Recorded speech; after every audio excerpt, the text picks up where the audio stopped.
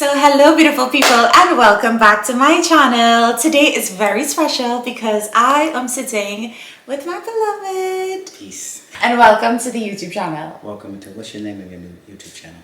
Just Dr. Shelly-Ann. Casual. No theme, no name? No theme, no nothing. Okay. But you know what? They saw you in the LA vlog.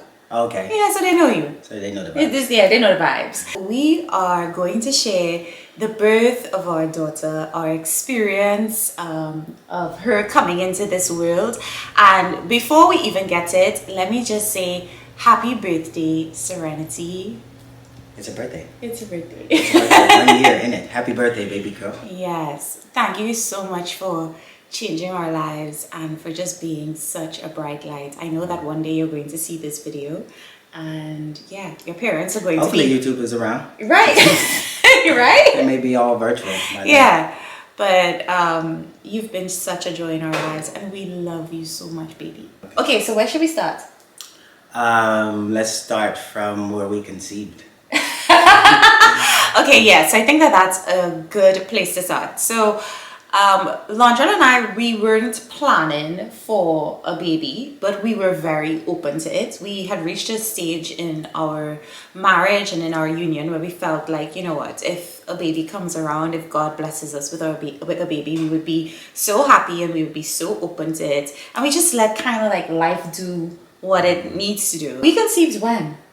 In 2022, it was in April. Mm-hmm. And that was around the time when we were still living in London. Mm-hmm. And I realized that I was late. And I didn't feel pregnant, but I knew that my period would always be on time. So the fact that it was delayed, I was like, something is up here. And I was like, okay, let's just get a pregnancy test and see. Did you know? I did know. I did know. Yeah, because you did the dirty. I did know just by the feeling of, like I told you, when my mom, she was pregnant, she used to spit up a lot. Yeah. And I felt that same feeling for that whole month up until we had the pregnancy test done. But even before that, when we were in Paris, I'm always paying attention to the signs, so I'm always paying attention to what people say and just the things, the aliveness of life. And so when we were in Paris, we were in that courtyard, and the guy, he gave us 2 bracelets, and he said one for the baby. And for that moment, that was just me tuning in and listening to the signs and knowing that something is going to happen. Yes. Very soon. Yeah. Yes. So when we found out, I was so overjoyed. I just felt so blessed in that moment. I felt like, wow, God has really chosen us for this moment, chosen us to be parents. And we did not tell anyone, actually, when we found out. We waited for 3 months. So our first trimester, we kept it very private. And we just went to all of the doctor's visits and stuff, and you know, I ensured that I was eating right and taking care of myself, and then when we got to that, oh my God, like the first trimester is over and we saw the ultrasound for the first time. We were still in London. We were still in London when we saw the ultrasound for the first time. We were like, wow. This is happening. This is really happening. A whole nugget in your belly. Yeah. And that's when we decided, okay, it's time to move to the US, actually. Yeah. I think we were always planning to head to the United States because we had no family in London, and we had no support system. Yeah. And it really takes a village, and so we didn't have that village around us. And so I think as soon as we realized that we were pregnant, our plans changed, because I don't think we had plans of moving back to the United States. No. Not so soon, at least. No. And so we had to really alter plans, like really quick, find a place and find a home. Find a home. It was fast. Find a home, and we made it to Atlanta in September of 2022. Yes. Yeah. You know, the move came with its own challenges, but throughout my journey of pregnancy, one thing I was certain about was I wanted to have a natural birth. I was adamant about that, and when we moved to the US, I heard so many people talking about, horror stories within the healthcare system and within the hospital. And that actually did not scare me because I just knew that I wanted a natural birth. Whether it was in the hospital or in a birthing center, that would come later. But I was just adamant that I would have a natural birth, and wherever I had my natural birth, it was God's divine, intervention for me to have it wherever it was. Having a natural birth for me, I think, was an extremely personal decision for me. Of course, like, you ask your husband, what are their thoughts on it, and he also agreed on, us both journeying through a natural birth. But for me, it was deeply personal because I felt like this was my moment to rekindle my relationship with my body. I've shared this numerous times, but I think being a career-orientated woman, being very high achieving, a lot of times you put your career, you put your work, you put your business first, and your body suffers. And I went through a period of that, especially when I was an attorney. Like, I would not be eating right. And I would just be missing meals, and just running my body down. And I felt like pregnancy was such a rites of passage, and it was the perfect opportunity for me to rekindle my relationship with my body and deeply trust and surrender to my body. So it was extremely personal for me. And actually, I would have started with a nutritionist before I got pregnant. Yeah. Because we already knew that we were open to being pregnant. So we had to ensure that I had the right eating habits and that I was really taking care of myself, which paid off actually. Yeah, that was I think it was a year or so before even we conceived. Yeah. Yeah, I think you were on the new and improved diet for about a year. Yes. Or a little less than a year, but around a year, yeah. Yeah. I guess before we talk about the special day, we can also talk about how we prepared. Yeah, the training. Yeah, the training, y'all. We definitely, because a lot of people say let's do natural birth, right? Yeah. And ladies, y'all would know natural birth is not easy, and I recognize that, oh my God, I need help, because everyone that I spoke to, all of my friends, family members, they all had medicated birth. And though nothing is wrong with that, it's a different path. And I realized, oh my gosh, we definitely need birth classes to be able to carry forth a natural birth. And that's how we came across the Bradley birth method. Yeah. Bradley birthing method is a partner, right? It's partner assisted birthing course over the course of how many weeks? 12 weeks. 12 weeks course. I found it to be a bonding experience between my wife and I, as well as other couples who were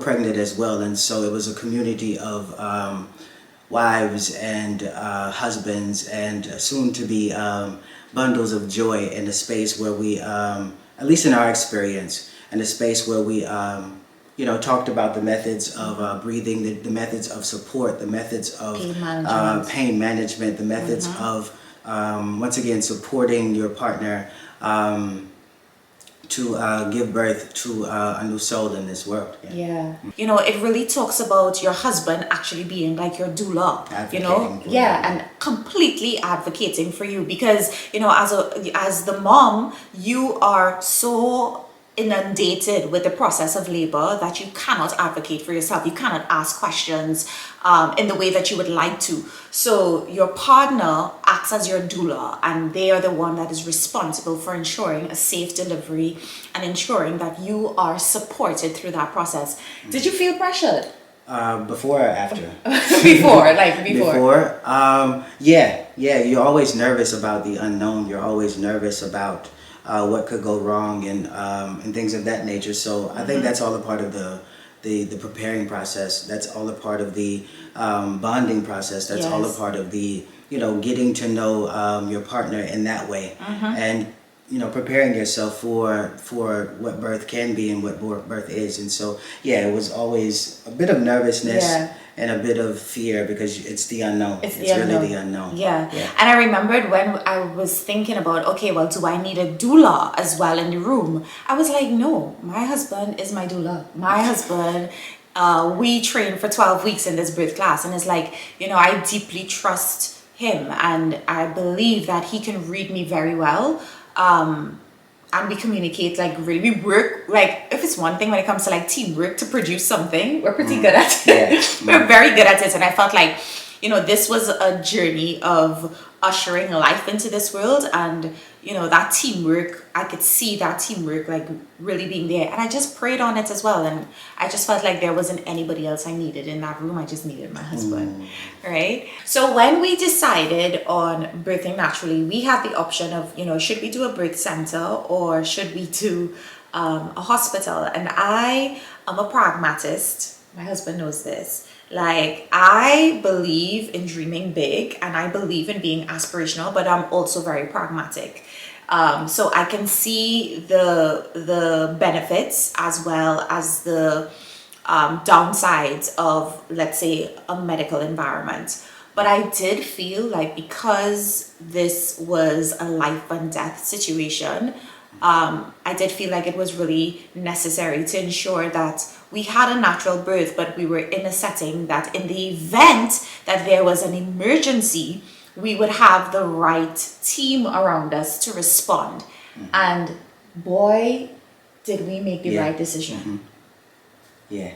Do you want to go all the way there yet? No, we're not going to go all the way yet. But y'all will hear why this was the right decision for us, because we did experience a situation where the medical team had to step in when it came to my birth. And that is just to say, again, pray over your birth. Pray over the decisions that you make, and whatever feels energetically, somatically, spiritually right for you, do it. Because I remembered we were trying to do the birth center and things just wasn't falling into place for the birth center. It's like, you know, there was just so many hurdles to get into the birth center. And then when we went to the hospital, we visited the hospital. It was perfect. We told them we wanted a natural birth. They were so open to it. They said that they did it many times.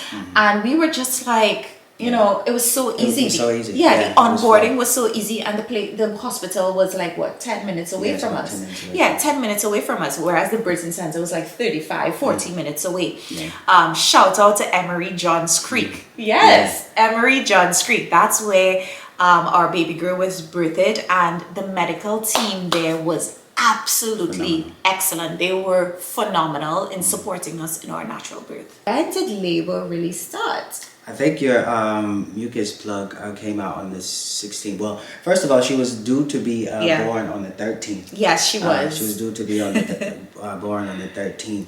But the 13th came around and nothing was doing. Nothing was happening. She was very comfortable in there, and she was actually like starting to kick me and move around. And I was like, girl, you need to like, please go down. And you know, because my parents actually came because they were awaiting her arrival. His mom came as well too, so we had a house full of grandparents just waiting on her, and she just wasn't coming. She wasn't coming. And so on the 13th, we're hanging around like, okay, what's going on? I think we're still doing regular stuff. I think we went out to the botanical garden. Nothing was doing. And so and then the 16th is when your mucus plug came out, and you started to feel light contractions. But they were still so far out. I think way beyond like 10 minutes apart. And not very intense. No. And I just want to say, like, on the 16th,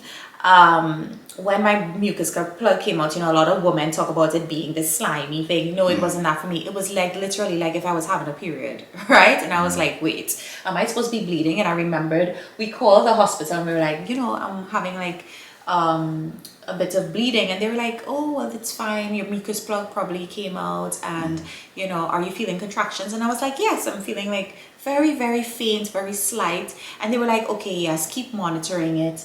And then when you get to 411, that's when it is time for you to head to the hospital. What is 411? What is 411? I was just about to ask you. So 411 is every 4 minutes. Every 4 you're minutes. You're having one contraction. And it's spread out over 1 minute. Yeah.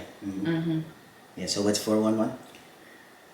I think it's that. Yeah. Every 4 minutes you're having a contraction. That lasts 1 minute. That lasts 1 minute. Yeah. Okay. You see, the classes are working. The class is still working. Yeah. So I don't think we even got to 411. Oh no. I think we took a walk on the 17th. We took a very long walk. On I think that was a Sunday. Yeah. So we took a very long walk in the park and trying to get the contractions really moving up to because I think that was some of the advice that we received was to move, to do exercises, to walk up and down stairs. Walk up and down stairs, walk the curve. Yeah. So I think we went out for a 3-4 hour walk. Yes. And then something happened that night. I think that is when the contractions started to be much more heavy. And Yes, much more intense. And I was like, okay, I think it's happening. Okay, I think it's happening. Yeah. I think it was in the middle of the night. It was the middle of the night, and I was like, okay. And it was like around midnight, and I was like, starting to talk to her, and I was like, are you ready to come down? We're ready for you. Like, just willing her on. And thankfully, the next morning, I actually had a doctor's visit scheduled. Because I think that was the visit that if I wasn't dilating, then they were going to induce me. And for someone who wants to do a natural birth, you all would know that induction is a no.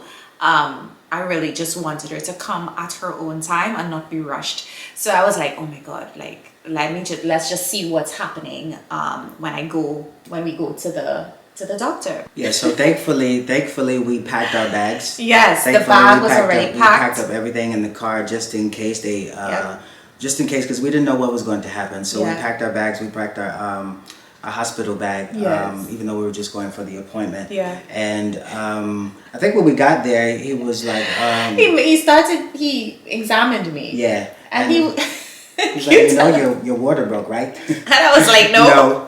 And so that was like a whole new shock. Yeah, a whole new shock. My water broke, y'all, and I did not know. Both of us watching each other like, Yeah, I guess because I don't think the contractions were intense, but they were nowhere close to 411. They were like 8 or 10, and so we hadn't got down to that number, that magic number of 411. So we're like, okay, when did that happen?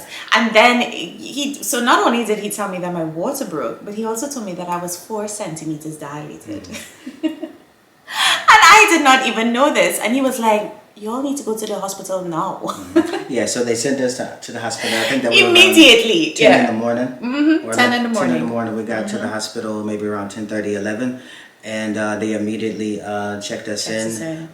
It was a breeze checking in, and they immediately found us a room, and we got to work. We set up our things. I think did we have the humidifier there? We just sprayed. We had our aromatherapy, which we were huge on. We had our affirmations that we listened to.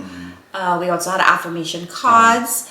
I had my birth ball, which I was bouncing around on and like really using to will on my contractions actually.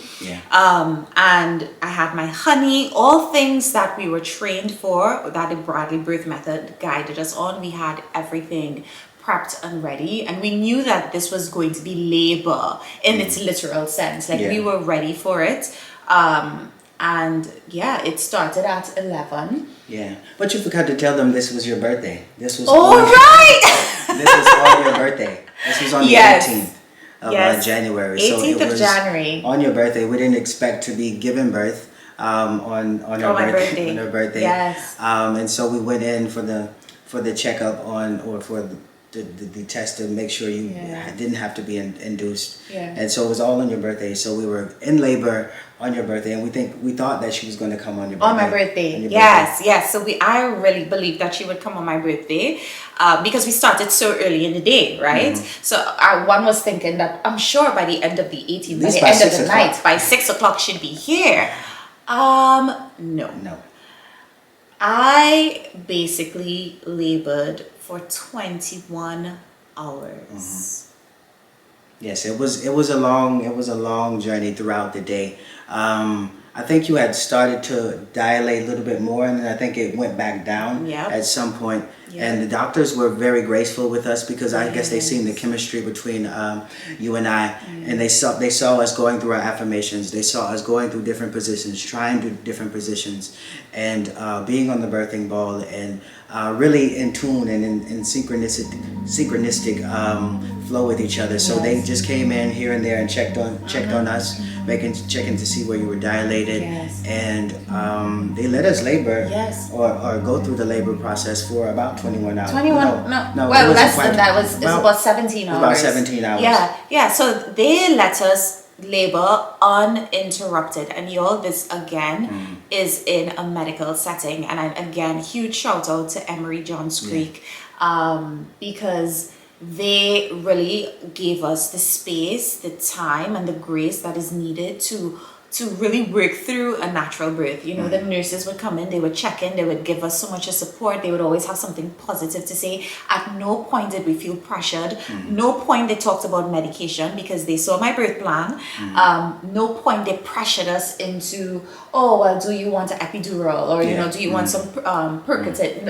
At no point did they suggest these things. And you know, that is very rare, but again, so possible. Yeah, I think so, because once again we were so like in tune, and you were championing the whole experience. Like you would be summoning contractions, and they would be like, "What is she doing?" Like because you were so like the pain was beyond you at that point. Or throughout the whole process, the pain was beyond you. Were really trying and working to, you know, even summon your contractions. Even when we were on the birthing table, and you would be watching the monitor to see, okay, I'm about to go into another contraction. Let me push. So you were actually riding the waves of contractions, which I don't think they ever seen before. Somebody really have that sort of mastery over their body and connection with their body. Y'all, there came a point in my birth where I literally did not feel my contractions, and I think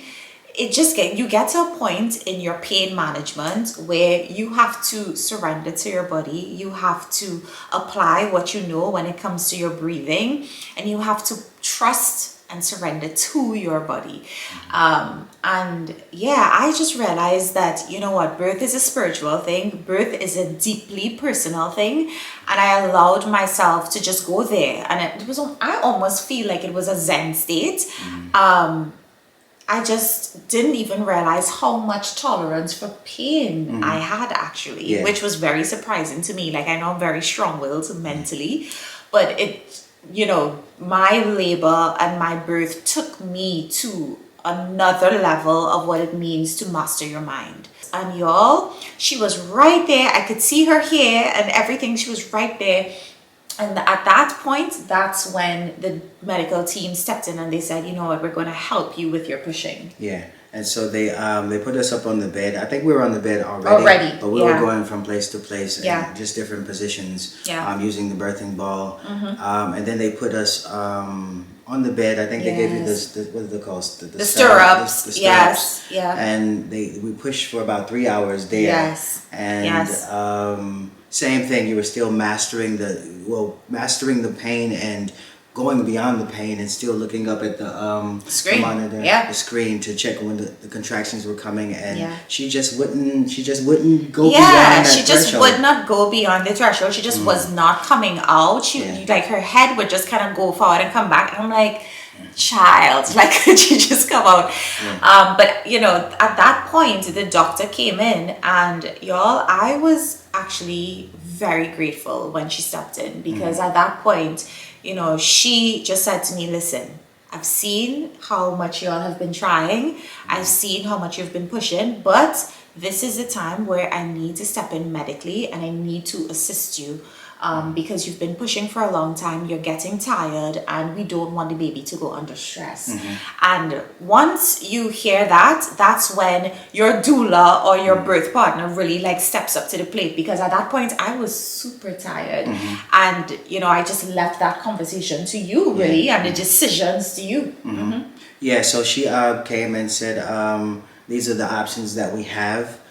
We have the fourth. What was the fourth? No. So the first step, the first option that she gave us was, I'm going to help you to push, and I'm going to use my fingers to help make room for her to push. And I want you to give 3 big pushes, and let's see if, you know, Serenity budges.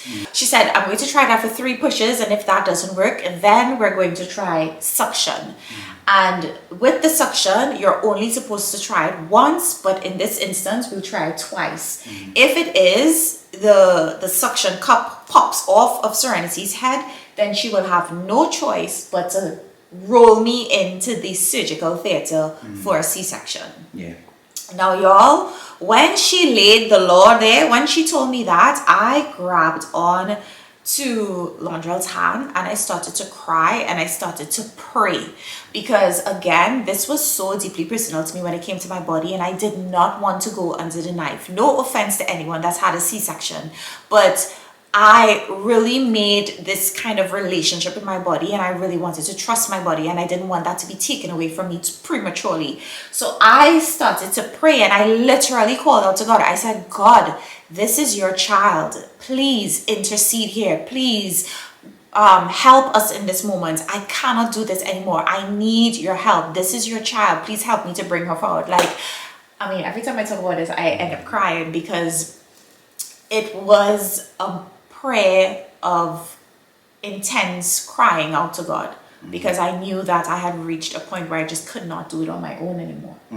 Yeah, because we had been there, once again, like 17 hours, 18 hours, 19 hours, 20 hours, and up into the 21 hours is when the last hour and a half is when they came and said, okay, it's our time to assist you. It's our time to kind of, guide you all through the next process or whatever we have to choose. And so, like you said, we just got, we just prayed. Well, I think it was maybe like 8 or 9 people in the room at that point. And we just prayed, and we just surrendered to the last process, because we were extremely exhausted. We didn't, we gave it all that we had to give it. Yes. And we know that we did everything that we could do and planned on doing, even beyond our own plans. We didn't plan to be given birth, options, giving birth for that long. Yes. And so we just surrendered to the process, and thankfully the process, worked to our favor. To our favor. Yeah. So the first option of pushing, and she would assist me, I pushed with all my life. Serenity just did not budge. So when that happened, she then decided to use suction. And at that point, all of the nurses, at this point we have probably close to over 10 people in the room, because we were the only people giving birth on the ward. So it was just us and all of the staff. People's shifts finished and they stayed around just to ensure that I gave birth, right? Because, everyone was supporting us. And when when it was time for the suction to be used, the vacuum to be used, the nurses said, give the doctor everything you got. Give her that push, everything you got. And the doctor was like really pushing me on, and really supportive and telling me, okay, I'm going to do this, and I'm going to ask you to push. And man, that was such an intense moment, because at this point I needed this to work, because if this did not work, I knew C-section was next. So I didn't know what happened. I just knew that she had asked me to push, but you were seeing everything, right? Yeah, so I was down there. I was down there watching, scoping out everything. The thing is, when she was using the suction, Serenity was turned a little bit to the, to the left. And so she wasn't all the way face down. So the first 2 pushes, she was kind of like guiding Serenity's head to be, positioned properly. Properly. And so she wasn't really tugging the first 2. Yes. But on the third one, she actually to breathe and push. She just gave it one last push. Y'all, and I gave like a lion roar, like y'all know what I'm talking about. I would say YouTube, but y'all know that very loud, very animalistic growl and push. That's what I gave. I literally felt that when I was giving that last push, it was like I wasn't just birthing Serenity, I was birthing myself, a new version of myself, because I felt like just life being taken from me and new life entering. It was such a powerful moment. Yeah. Yeah, and so when she came out, she came out really, almost like really easy. Yes. She just unfolded out. Unfolded out, like, oh, y'all been waiting on me. Yeah. Yeah, so she just really unfolded out, and they took her to the table. and then she Cleared her started passageways. to clear her passageway, and then brought her and put her on your stomach. And that's when we heard her crying, because Yeah. when she first came out, she wasn't crying, and I was just kind of like, oh my god, what's going on? And then, you know, heard her cry, and then she came back, and I mean, the joy in the room. Yeah, we it's had excitement. nurses crying, we had claps, we had so much of Support. I mean, Serenity came into this world with so much of a support, and we were so supported, and we felt so loved and so supported in that moment, and to see how much joy she came into the world with. Like, I mean, it was close to, I would say, what, 12 to 15 people? It was 15 people who don't even know, who we don't even know, but you know, stayed around because they just had such an invested interest in having Serenity come Earthside. And in that moment, it was just pure euphoria and pure Serenity. joy. It was Serenity. So she came at 7:22. Yeah, 7:22 a.m. And how much did she weigh? January 19th. And how much did she weigh? I think it was 7 something. 7 pounds 8 or 9 ounces. So she was chubby. She was a chubby baby. Chubby and chunky. We didn't know who she was. Right? And I always say, like, when I saw Serenity, she was so chubby and she was so light skinned. I was like, who is this chiquitita? She looked like a Spanish baby, you know, but once she looked at me and once I saw her, I was like, okay, yes, this is definitely my baby girl. You know, going through that process, yes, I did end up having stitches, but I want to say that, you know, I'm just so grateful that I had such a supportive birthing partner.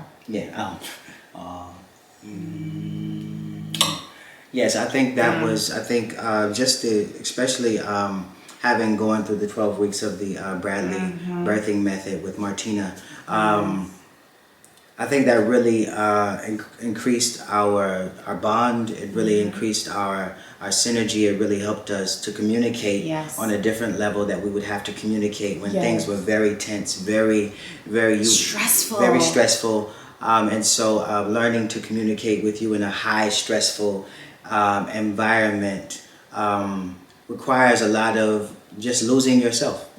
And being there totally for you. And so I think that was the biggest thing, was just losing myself and being totally there for you, and being totally open to a new level of compassion and empathy and support. And so it was all God. It was all God. It was all absolutely all God. And you know, using that opportunity as well, you know, our birth to provide a foundation for what our family will be, and what support looks like, and what love looks like, and what standing by each other looks like. So I really did feel that our birth was very spiritual, and also very intentional, you know, and I'm so grateful that Serenity was ushered in Earthside in that way. I think we spent, even before she was born, we spent a lot of time preparing. We spent a lot of time praying. We spent a lot of time reading books that would help us in the journey after, just getting our minds around the parenting journey, getting our minds around the birthing journey, and just getting our hearts and minds around each other, and so that we can support and be there for each other. So that's it. That's it for she's here. She's here, and she's giving us so much of joy, and she's expanding us, and she's challenging us, and she's growing us, and really solidifying what it means to be in love, and what it means to be in God and in family. And she's such a joy. And I hope that you guys enjoyed this birth story. We waited until a year to share this, really because parenthood had us so very busy, but because the last year has been very sacred as well. And I'm just so grateful that we get to celebrate her birth in this way. So happy birthday, baby. Happy birthday, baby. Happy birthday to you. Thank you so much.